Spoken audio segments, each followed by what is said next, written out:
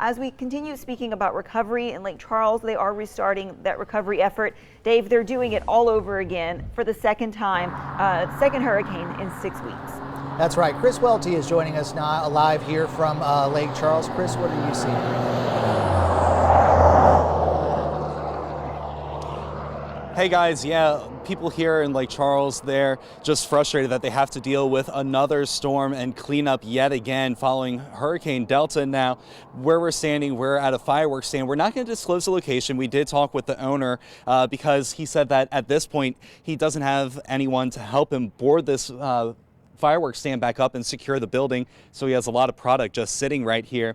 But earlier in the week, whenever I passed this area, this was boarded up following Hurricane Laura, but the Hurricane Delta ripped those boards off and blew a lot of these windows out.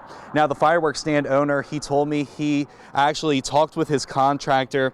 He's not going to replace this with a gas wall yet again. He is actually going to do a cinder block wall along this whole building, or this whole side of the building, so he hopefully doesn't have to deal with the cleanup process like this following another hurricane.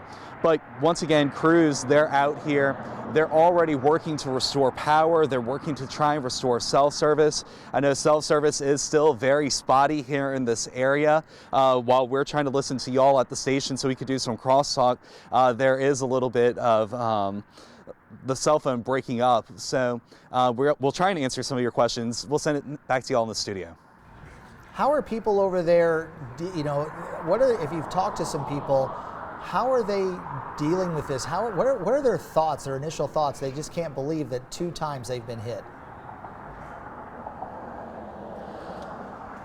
Yeah, so Dave, we talked with a man who was getting food earlier right there by the Capital One building, and he told me that fortunately he really didn't get much damage from Hurricane Delta. They were already dealing with significant damage from Hurricane Laura, but they're so thankful that people haven't forgotten the people here in Southwest Louisiana. They're happy that there's resources that are already coming to town, whether it be to distribute food, to restore power, restore internet, cable, just those basic necessities. So there's a sense of gratitude among the people that we're talking to. Of course, they're fatigued following having to deal with 2 hurricanes in 6 weeks, 2 major storms in 6 weeks. But overall, I have to say that people are in good spirits here, and we've seen a lot of signs before Hurricane Delta that says Lake Charles strong, and that's been the message from the mayor, that's been the message from a lot of people that we talked with, that these people here are resilient like so many others here in Louisiana.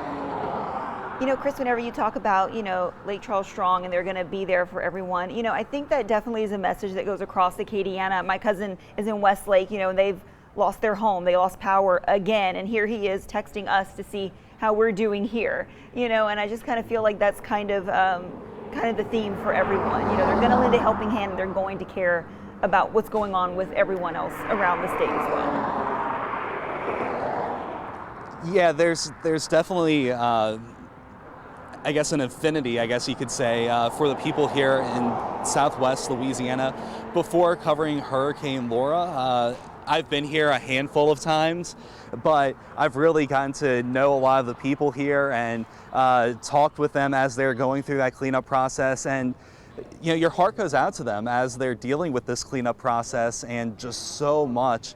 It truly is heartbreaking. You want to do more for them, and Lake Charles Mayor Nick Hunter, he's pleaded before to not forget about the people here in Southwest Louisiana.